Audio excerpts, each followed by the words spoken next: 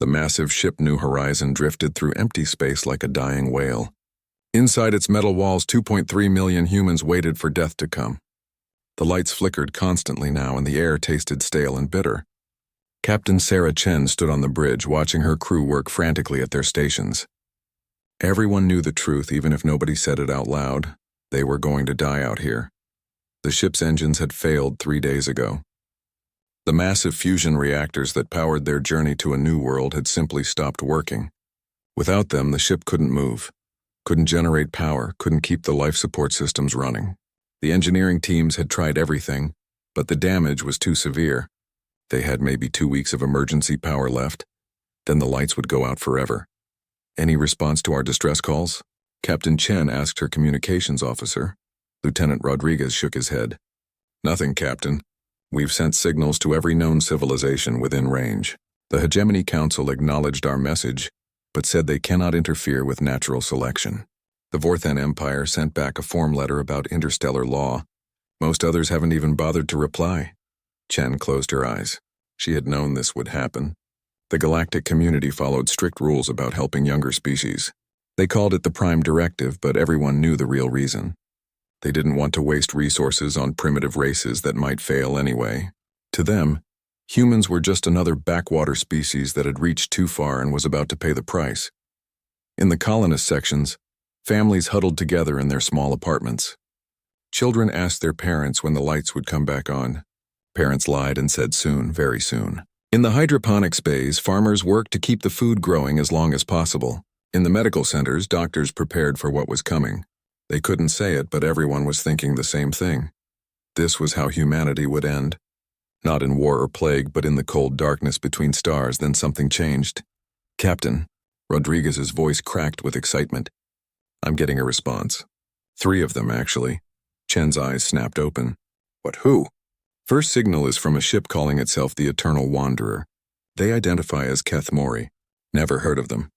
The second is from someone called Captain Vorthak on a vessel named Scrap Fortune. And the third, Rodriguez paused, looking confused. The third says they're the Pequod Mining Collective. Chen felt something she hadn't felt in days. Hope. But she forced herself to stay calm. What do they want? They're all asking the same thing, Captain. They want to know if we need help. The first ship to arrive was the Eternal Wanderer. It was unlike anything humans had ever seen. The vessel seemed to be made of living crystal, its surface shifting and glowing with soft blue light. It was huge, almost as large as the New Horizon, but it moved through space with impossible grace. The beings who came aboard were even stranger. The Keth Mori looked like walking gemstones, their bodies made of translucent crystal that sparkled with inner light. They spoke through harmonic vibrations that the ship's computers struggled to translate. Their leader, who gave his name as something that sounded like singing wind chimes, examined the human engines with what seemed like deep sadness. Your power source is dying, the Keth Mori leader said through the translator. We know this pain. Our own world died long ago. We have wandered the stars for 3,000 years, carrying the last of our people. Chen felt her heart sink. If these beings were refugees themselves, how could they help? But the Keth Mori leader continued. We have knowledge of exotic matter, ways to make energy from the quantum foam itself. It is dangerous knowledge forbidden by the hegemony, but we will share it. Your people should not die in the darkness as ours did. The second ship was smaller and looked like it had been built from spare parts. The Scrap Fortune was clearly a military vessel, but one that had seen better days. Its hull was patched with metal from a dozen different sources, and its weapons looked like they had been salvaged from various conflicts. Captain Vorthak was a hegemony officer, but not like any Chen had seen before. His uniform was standard military issue, but it was worn and faded. His species, the Zarathi, normally looked proud and arrogant. Vorthak just looked tired. I know what you're thinking, he said as he met with Chen in the conference room. Why would a hegemony officer help you when the council said no? The answer is simple. I don't serve the council anymore. He explained his story while his crew worked alongside human engineers. Vorthak had been court-martialed for refusing orders during a pirate attack. The council had ordered him to protect a corporate cargo shipment instead of rescuing civilian refugees. He had chosen to save lives instead of profits. For this, he had been stripped of rank and exiled. I have military-grade reactor cores on my ship, Vorthak said. They're old, but they work. My crew and I were all outcasts now, but we remember what it means to do the right thing. The third group was the strangest of all. The Pequod Mining Collective wasn't even a single species. Their fleet of small battered ships carried miners from 7 different worlds. They were led by a gruff creature called Boric Ironlung, whose species looked like walking rocks with too many arms. Heard you need help, Boric said simply when he met with Chen. We got materials. We got tools. We got people who know how to fix things that ain't supposed to be fixable. The miners spread throughout the ship like a friendly invasion. They brought metal, rare elements, and most importantly, experience. These beings had spent their lives making impossible repairs in dangerous conditions. They looked at the human ship's problems and saw puzzles to solve, not impossible challenges. For 3 weeks, the unlikely alliance worked together. The Kethmori shared their exotic matter theories, knowledge that could revolutionize human science. Vorthak's crew provided power cores and military-grade equipment. The miners brought raw materials and practical experience. Most importantly, they all brought hope. The solution they built together was crude but effective. The human engines couldn't be fully repaired, but they could be jury-rigged to work with exotic matter converters and backup reactor cores. It wasn't pretty and it wasn't perfect, but it would get the colony ship to its destination. But the cost was enormous. The Kethmori had given away technology that was sacred to their people. Vorthak's crew had used up most of their supplies and equipment. The miners had donated materials worth more than most planets made in a year. When the work was finally done, Chen found herself in the cargo bay where representatives from all 3 groups were preparing to leave. She felt tears in her eyes as she looked at these strangers who had risked everything for people they had never met. Why? She asked simply. Why did you help us? The Kethmori leader's crystal body chimed softly. Because once our people were dying in space and no one came. We cannot bring back our world, but we can ensure others do not face the darkness alone. Vorthak straightened his worn uniform. Because someone has to remember that mercy is not weakness, even if the galaxy has forgotten. Boric Ironlung scratched his rocky head with one of his 6 arms. Because it's the right thing to do. Don't need to be more complicated than that. As the 3 ships departed, Chen made a promise. Standing on the bridge of the New Horizon as it limped toward its new home, she spoke words that would echo through human history. We will remember this, all of it, their names, their sacrifice, their kindness. And someday, when we are strong enough, we will repay this debt. Humans don't forget those who help us. She had no idea that this simple promise would one day shake the foundations of galactic civilization. 3 years had passed since the rescue, and New Terra was no longer just a dream. The human colony ship New Horizon had made it to the green world at the edge of known space, and 2.3 million colonists were building their new home among the rolling hills and vast oceans. Cities rose from the fertile soil and farms stretched across the continents. It should have been a time of pure celebration and looking forward, but humans never forgot. Sarah Chen, now governor of New Terra, stood before the largest monument the colony had built. It wasn't dedicated to human achievement or the successful journey. Instead, 3 massive structures dominated the center of New Geneva, the colony's capital city. The crystal garden sparkled with impossible beauty, its living crystal formations growing in patterns that honored the Kethmori. Vorthak Station, a gleaming metal complex, served as a training center for peacekeepers and diplomats. The Miners' Forge, built from rough stone and practical metal, housed the colony's most advanced manufacturing facilities. But these weren't just monuments. They were promises made real. In the Crystal Garden, Dr. Elena Vasquez worked with a team of human scientists to decode and preserve every piece of Kethmori culture they could find. The crystal beings had shared more than just exotic matter technology during the rescue. They had shared songs, stories, and scientific theories that spanned thousands of years. Where most species would have taken the technology and forgotten the source, humans were building an entire research institute dedicated to understanding and protecting Kethmori heritage. Governor, we've made another breakthrough, Dr. Vasquez reported during their weekly meeting. We've managed to synthesize crystals that can store Kethmori harmonics. We're essentially creating libraries of their songs and stories. But more importantly, we've figured out how to send these recordings across space using their own communication methods. Chen smiled. Any responses? 17 so far. We found Kethmori groups scattered across 9 star systems. Most of them didn't even know other survivors existed. We're helping them reconnect with each other. At Vorthak Station, Commander Marcus Torres was training the colony's first class of interstellar diplomats. But these weren't ordinary diplomats. They were being taught to recognize refugees, outcasts, and forgotten peoples across the galaxy. Every graduate would carry detailed files on hundreds of displaced populations and instructions on how to help them. The key is to think like Captain Vorthak did, Torres explained to his students. Don't ask what's legal or profitable. Ask what's right. We're not just representing New Terra out there. We're representing the idea that someone should always be willing to help. The station also served another purpose. Ships arrived regularly, carrying beings who had nowhere else to go. Political refugees from the hegemony worlds, miners who had been displaced by corporate wars, families fleeing persecution. Vorthak Station welcomed them all, offering temporary shelter, job training, and passage to safer worlds. The Miners' Forge was perhaps the most ambitious project.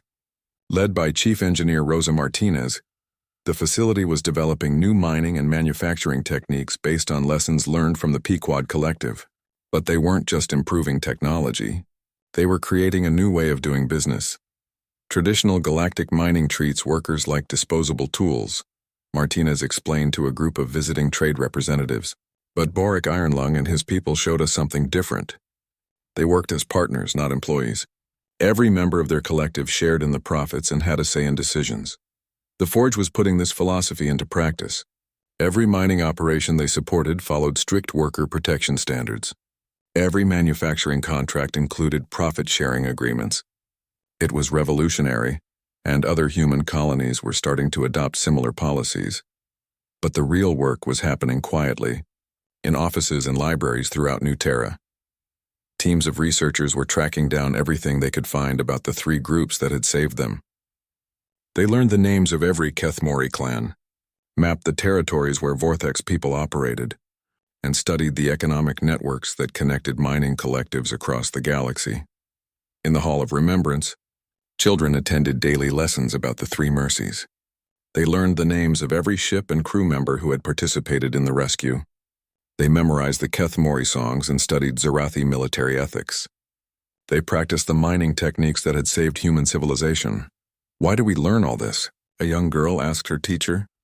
Because gratitude is not just a feeling, the teacher replied. It's a responsibility. These people saved us when they had no reason to help and every reason to turn away. Now it's our job to make sure their kindness was not wasted. The cultural impact was spreading beyond New Terra. Human traders and diplomats carried the story of the 3 mercies to every world they visited. The tale was becoming legend, but it was a legend with a purpose. Every human who heard it understood that they owed a debt that could never be fully repaid.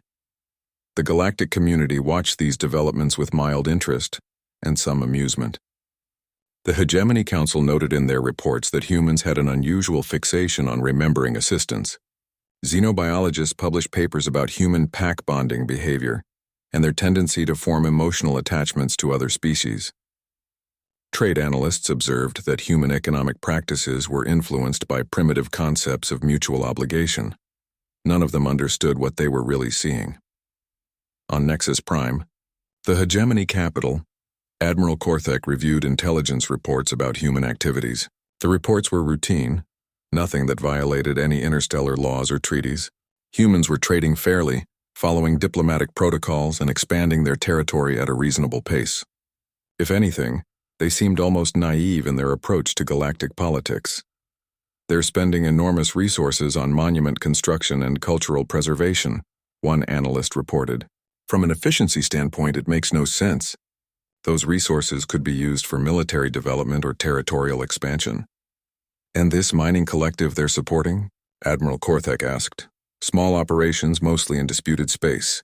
Nothing that threatens major economic interests. If anything, their worker protection standards are driving up costs for human operations.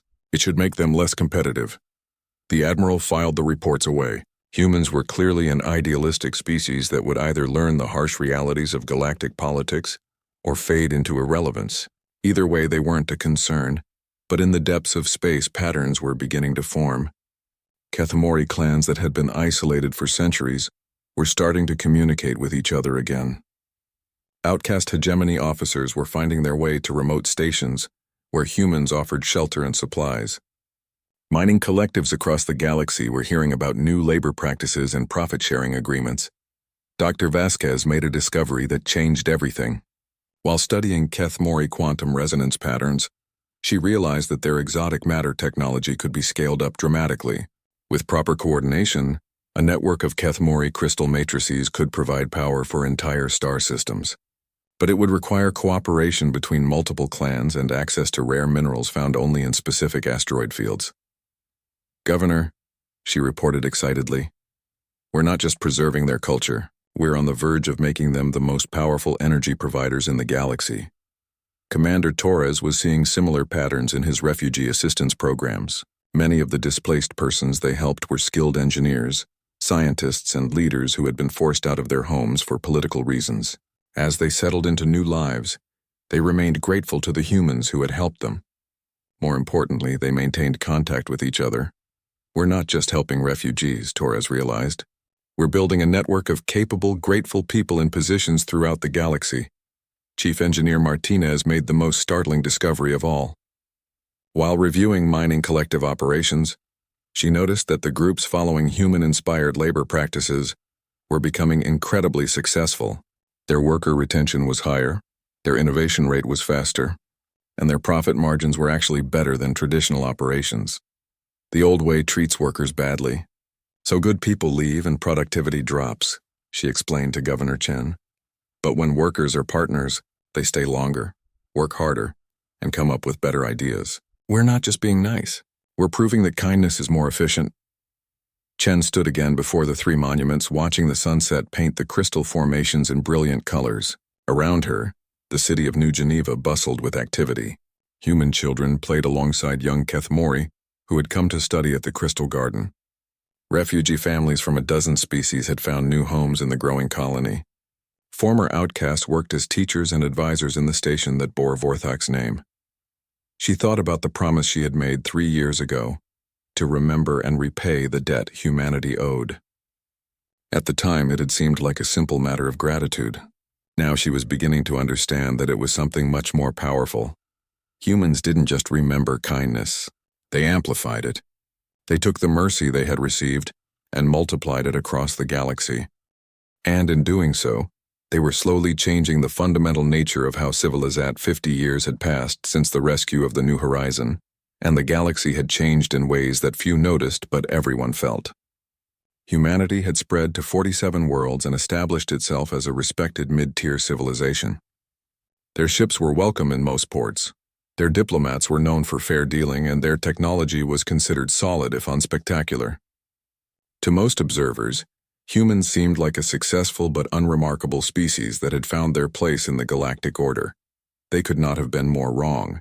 Ambassador Chen Martinez, granddaughter of the legendary Governor Chen, stood in the Crystal Observatory on New Terra, looking at displays that would have shocked the galactic community.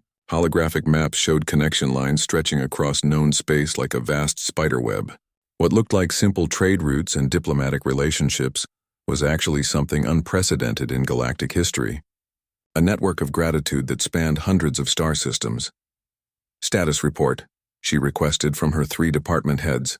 Dr. Keiko Okafor, current director of the Keth Mori Preservation Project, stepped forward first. Her grandmother had been one of Dr. Vasquez's original research team, and the family had dedicated 3 generations to the work. "The Keth Mori Renaissance is exceeding all projections," she reported. "We've now established contact with 87 clan groups across 43 star systems. The Quantum Resonance Network is operational in 12 sectors, providing clean energy to over 300 worlds. More importantly, the clans are working together for the first time in millennia." She gestured to the holographic display, which showed crystal formations spreading across the galaxy like beautiful flowers blooming in space. "They control 30% of all exotic matter production now, and their technology is at least 50 years ahead of anything the hegemony has. But the real breakthrough is cultural. They're no longer just survivors hiding in the dark. They're becoming a major galactic power again." Colonel David Santos, head of the Vorthak Memorial Network, reported next. His own path to the position had been unusual. He was the great-grandson of a hegemony refugee who had found shelter at one of the early sanctuary stations. The sanctuary network now operates in 78 systems, he said. We maintain 47 permanent stations and dozens of mobile facilities. Officially, they're humanitarian aid stations and trade depots. Unofficially, they're the galaxy's most extensive intelligence network. The display shifted to show shipping routes and communication pathways connecting remote stations throughout disputed space. Every major political movement, trade dispute, and military buildup gets reported to us months before it reaches official channels. We know about refugee flows before governments do. More importantly, we have contacts in every major institution in the galaxy now. He paused, allowing the implications to sink in. When people need help and no one else will provide it, they remember who was there for them. We've helped over 2 million beings find new lives over the past 5 decades. Many of them are now in positions of influence throughout the galaxy. Chief Administrator Maria Ironright took her turn. Her great-grandfather had been one of the first humans to work with the Pequod Collective, and she had inherited both his practical nature and his deep respect for honest labor. The Workers' Commonwealth now includes over 3,000 mining operations, manufacturing centers, and transport companies, she reported. They control roughly 40% of the galaxy's industrial capacity. Productivity is up 200% compared to traditional corporate structures, and worker satisfaction is at levels the sociology textbooks said were impossible. The display showed economic data that painted an incredible picture. Mining operations that followed human-inspired cooperative models were outperforming corporate competitors by massive margins. Worker retention rates were nearly perfect. Innovation was constant, and profit-sharing agreements meant that entire communities were prospering. But the real impact is social, Maria continued. Workers talk to workers. When miners on one world hear about fair treatment and profit-sharing on another, they start asking questions. We're not just changing how business works, we're changing how people think about work itself. Ambassador Martinez studied the displays with mixed emotions. What she was seeing represented the fulfillment of humanity's promise to repay their debt. But it also represented something that would terrify the galactic establishment if they truly understood it. The Hegemony Council still viewed humans as a minor species with peculiar social customs. Their intelligence reports noted human involvement in various humanitarian and economic projects but classified them as low-priority cultural curiosities. The Council's analysts were brilliant when it came to military threats and economic competition, but they completely missed the significance of kindness networks and gratitude chains. Show me the projection models, Martinez requested. The holographic display shifted to show predictive scenarios based on current trends. The results were staggering. If growth continued at current rates, the Kethmori would control 70% of exotic matter production within 20 years. The Sanctuary Network would have contacts in every major government and corporation in the galaxy. The Workers' Commonwealth would represent the majority of industrial workers across hundreds of worlds. We're not just repaying our debt, Dr. Okafor observed quietly. We're fundamentally restructuring galactic civilization. The transformation was visible everywhere, but only to those who knew what to look for. On hegemony worlds, workers were organizing into cooperatives and demanding representation in corporate decisions. In remote systems, refugee populations were no longer disappearing into poverty and desperation, but instead forming stable communities with connections to aid networks. Ancient species like the Kethmori were emerging from isolation and reclaiming their place among the stars. But perhaps the most significant change was in how younger species approached galactic politics. For centuries, the pattern had been clear. New civilizations either submitted to hegemony dominance or were gradually marginalized and forgotten. Humans had created a third option. Captain Elena Voss commanded the human diplomatic vessel Remembrance as it arrived at the Kalar system, where a young aquatic species was facing pressure to sign an exploitative mining contract with hegemony corporations. Traditional diplomacy would have offered the Kalar sympathy but little practical help. Human diplomacy was different. We're not here to tell you what to do, Captain Voss explained to the Kalar Leadership Council. We're here to offer you alternatives.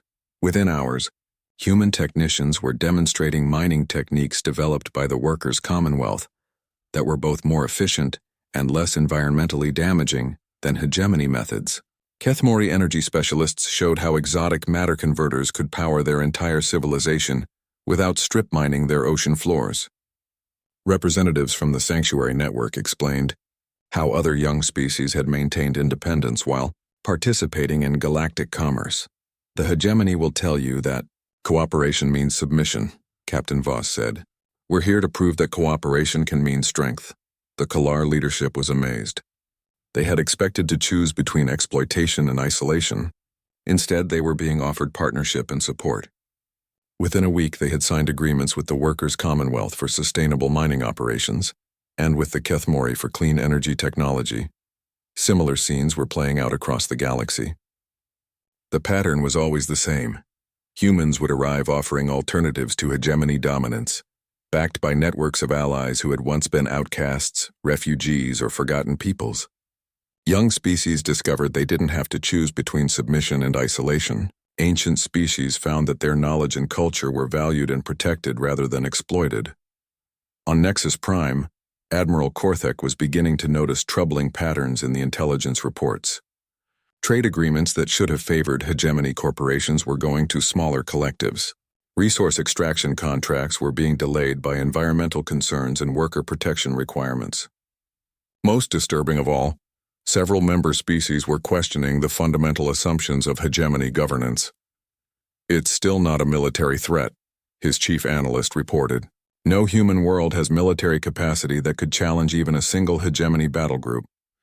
Their expansion is peaceful, their trade practices are legal, and their diplomatic activities follow all established protocols. Then why do I feel like we're losing control? Admiral Korthek asked. The analyst hesitated. Sir? I think the issue is that they're not trying to control anything. They're just helping people. And people remember being helped. The Admiral pulled up economic data that painted a disturbing picture.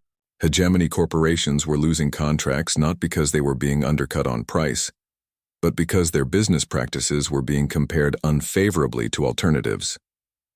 Worker productivity on hegemony worlds was declining as news spread about cooperative ownership models. Most alarming of all, young species were increasingly choosing human-backed development packages over traditional hegemony integration protocols. How is this possible? Korthek demanded. The crisis began with a simple corporate dispute and escalated into something that threatened to tear the galaxy apart. On the industrial world of Kithra Prime, two of the hegemony's largest military contractors, Stellar Dynamics and Iron Fist Industries, had been locked in a bitter conflict over exotic matter mining rights in the Void Reach asteroid belt. What started as a legal disagreement had become a shooting war between private military fleets. But this was no ordinary corporate conflict.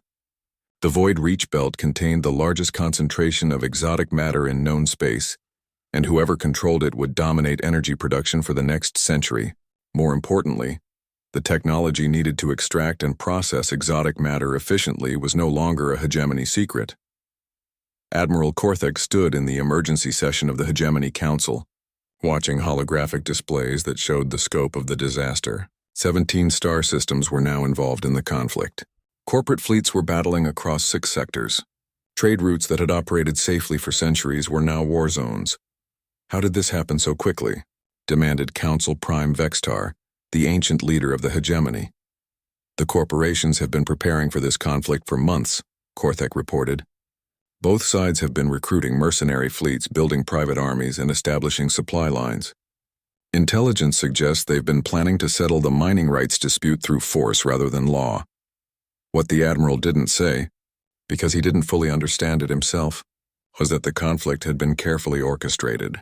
For months, human diplomats and Sanctuary Network agents had been providing both corporations with information about their rivals' activities. Not false information, just carefully timed intelligence that had convinced each side that the other was preparing for war. What about the mining rights themselves? Asked Counselor Threndock. The exotic matter deposits are still under hegemony protection laws, correct? Korthek hesitated. This was where the situation became truly complicated. Sir, that's where we have a problem. The mining technology has changed dramatically in recent years. Traditional extraction methods are no longer competitive. The most efficient exotic matter processing now requires Kethmori crystal resonance techniques. He activated another display that showed economic data spanning the past decade. The Kethmori control 73% of exotic matter production in the galaxy. More importantly, they hold critical patents on the resonance technologies needed for large-scale extraction. The Kethmori? Council Prime Vextar's voice carried surprise and dismissal in equal measure. Those crystal nomads were nearly extinct 50 years ago. How can they control anything? That's the second problem, sir. The Kethmori are no longer nomads, and they're definitely not extinct. They've established permanent settlements in 43 star systems and formed something they call the Crystal Resonance Collective. They're now one of the most technologically advanced civilizations in the galaxy. The council chamber fell silent as the implications sank in. The hegemony had built its power on controlling critical resources and technologies. If an outside group controlled the most important energy technology in the galaxy, the balance of power could shift dramatically. Contact them, Vextar ordered. Offer to negotiate licensing agreements for the mining rights. We've tried, sir. The Kethmori have refused to negotiate directly with the Hegemony Council. They say they will only discuss exotic matter rights through human mediators. The silence that followed was deafening. For over 1,000 years, the Hegemony Council had been the ultimate authority on galactic affairs. Species came to them seeking membership, trade rights, and protection. The idea that anyone would refuse to negotiate with them directly was almost incomprehensible. Humans? Counselor Threndock asked incredulously. What possible authority could humans have in this matter?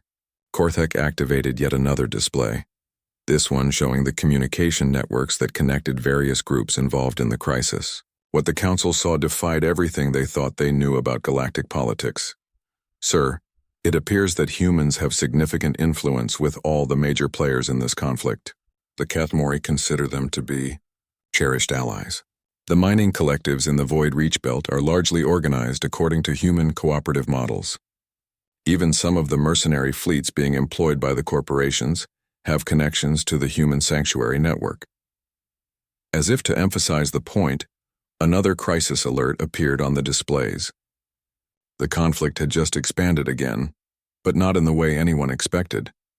A fleet of mining ships had arrived in the Void Reach system and positioned themselves between the warring corporate fleets. They weren't taking sides in the fight. Instead, they were demanding that all combat operations cease until worker safety could be guaranteed. Who authorized this intervention? Vextar demanded. No one, sir. The mining ships represent a collective of 17 different species. They're invoking what they call the Workers' Commonwealth Emergency Protection Protocols. According to their statement, no military action can be taken in contested space without first ensuring the safety of civilian workers. The Admiral paused, trying to process information that challenged everything he thought he knew about galactic law. Sir, the protocols they're citing don't exist in any hegemony legal code.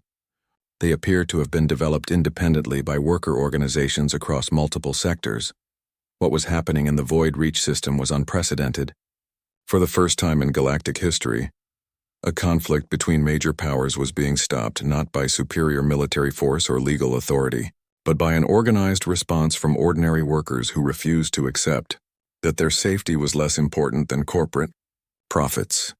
The situation became even more complicated when the sanctuary network stations throughout the region began offering shelter and support to refugees fleeing the conflict zones. Within hours, thousands of civilians who might have been trapped in the fighting were being evacuated to safety.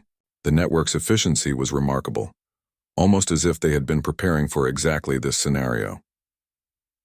Council Prime Vextar studied the displays with growing unease. What he was seeing suggested that major galactic events were being influenced by groups that operated outside traditional power structures. Even worse, these groups seemed to be coordinating their activities in ways that made conventional responses ineffective. Bring me everything we have on human activities over the past 50 years, he ordered. I want to understand how a minor species gained this much influence. The intelligence files that arrived painted a picture that shocked the Council. For half a century, humans had been quietly building networks of cooperation and mutual support that spanned the galaxy. They had helped refugees, supported workers, preserved endangered cultures, and provided alternatives to hegemony dominance. Most importantly, they had done all of this without seeking direct political control. They're not trying to replace us, Admiral Korthek realized. They're making us irrelevant. The true scope of human influence became clear when Captain Voss arrived at Nexus Prime aboard the diplomatic vessel Remembrance.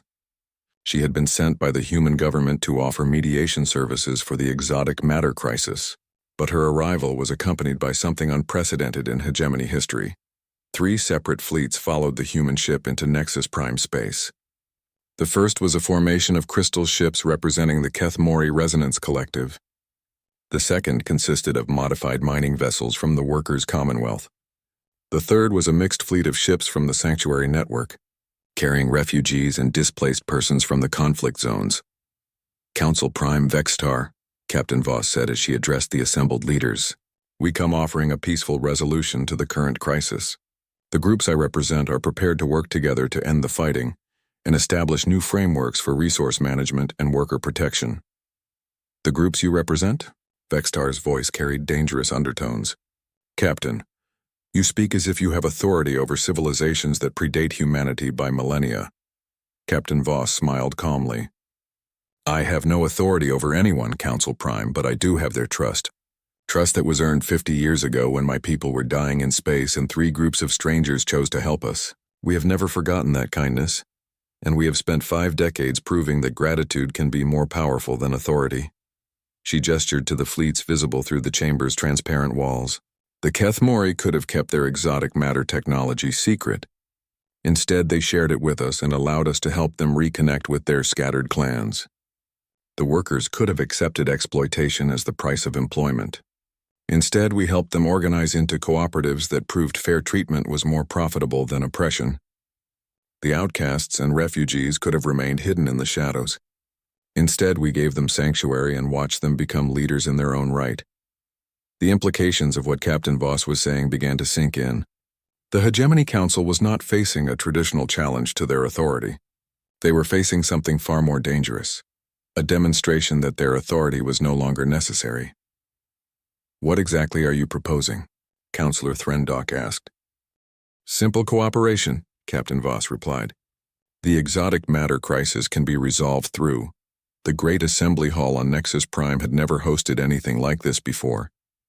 Representatives from over 300 civilizations filled the massive chamber, but this was not a traditional gathering of hegemony member states.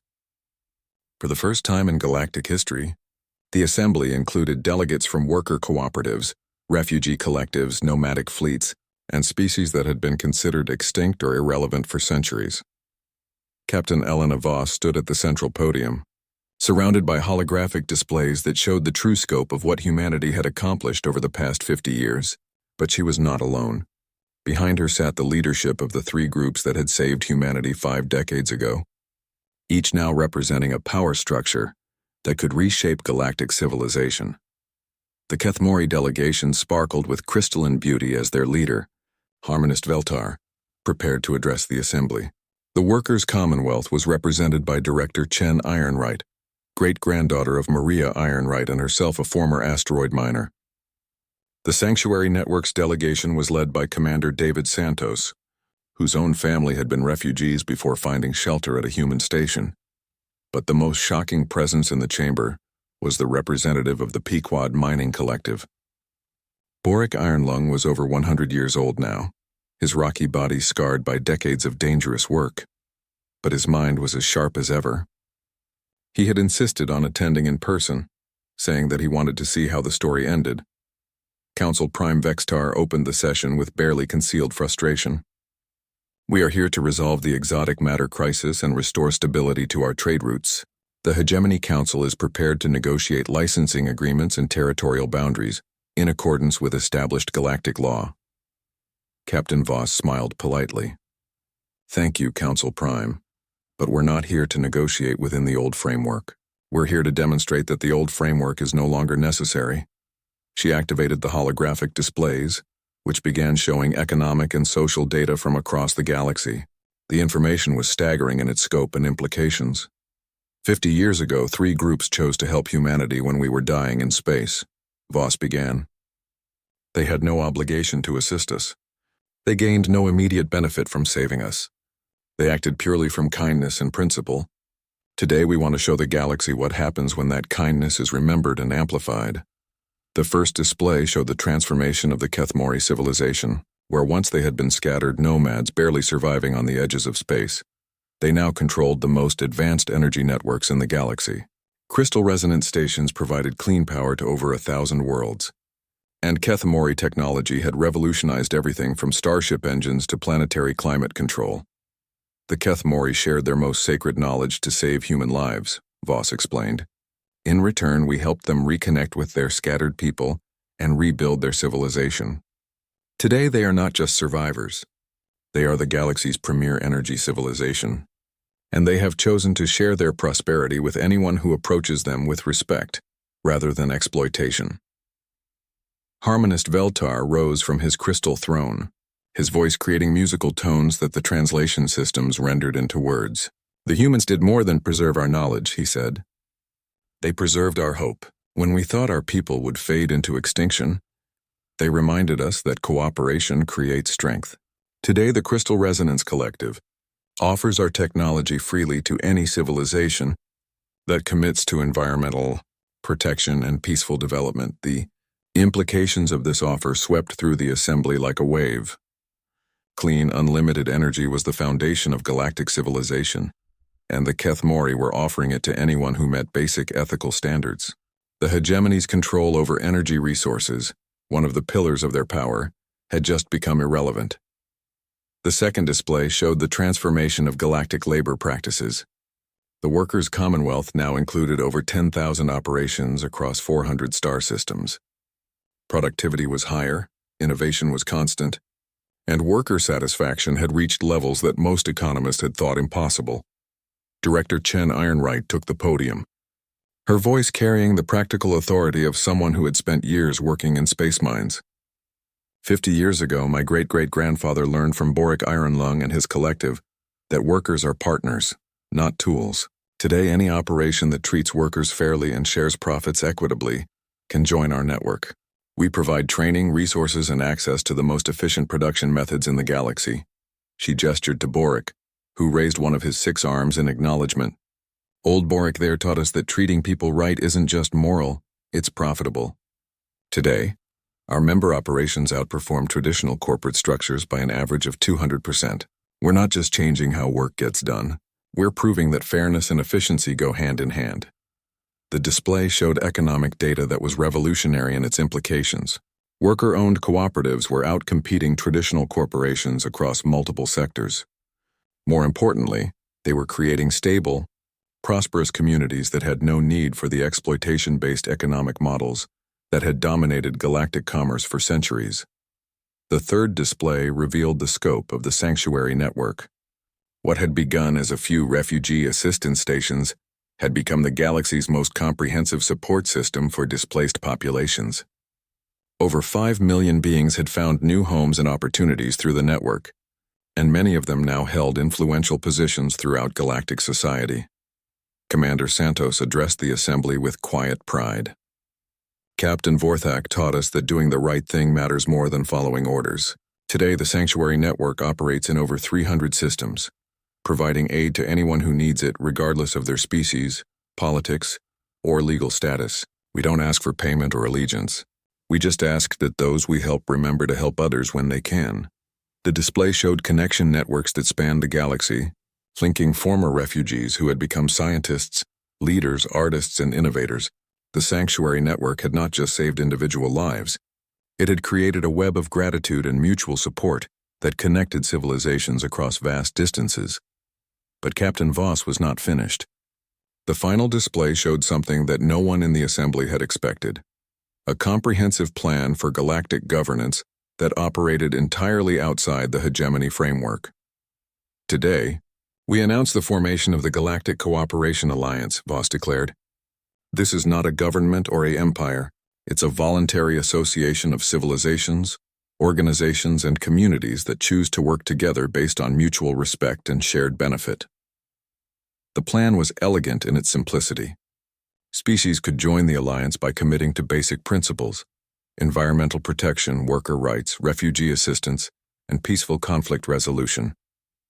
In return, they gained access to Kethmori energy technology, Workers' Commonwealth economic networks, and sanctuary network support systems. The Alliance makes no laws and claims no territory, Voss explained. We simply provide alternatives. Clean energy instead of resource exploitation, cooperative economics instead of worker oppression, diplomatic support instead of military domination, cultural preservation instead of forced assimilation. Council Prime Vextar felt the foundations of galactic civilization shifting beneath his feet. What the humans were proposing was not rebellion or conquest. It was something far more dangerous, irrelevance. If civilizations could prosper without hegemony membership, what purpose did the hegemony serve? This is impossible, he protested. Galactic civilization requires central authority, unified law, and coordinated defense. You cannot simply ignore the structures that have maintained peace for over 1,000 years. Captain Voss's response was gentle, but firm. Council Prime, with all respect, the structures you mentioned have not maintained peace. They have maintained control. There's a difference. She gestured to the assembly around them, which included species that had been marginalized, exploited, or forgotten under hegemony rule. True peace comes from cooperation, not domination. True prosperity comes from lifting everyone up, not keeping some down. We learned this from 3 groups who helped us when we had nothing to offer in return. The moment of truth had arrived. Across the galaxy, civilizations were watching the assembly proceedings and making their own choices. The holographic displays showed real-time data as species after species announced their intention to join the Galactic Cooperation Alliance. Young civilizations that had been facing exploitation were choosing cooperation instead. Ancient species that had been marginalized were finding new respect for their knowledge and culture. Worker populations across hundreds of worlds were organizing into cooperatives. Refugee communities were establishing permanent settlements with Alliance support. But the most shocking development was the response from within hegemony space itself. Member species were not leaving the hegemony, but they were joining the Alliance as well. They were choosing both, creating a dual system that gave them the benefits of both structures while committing them to higher ethical standards.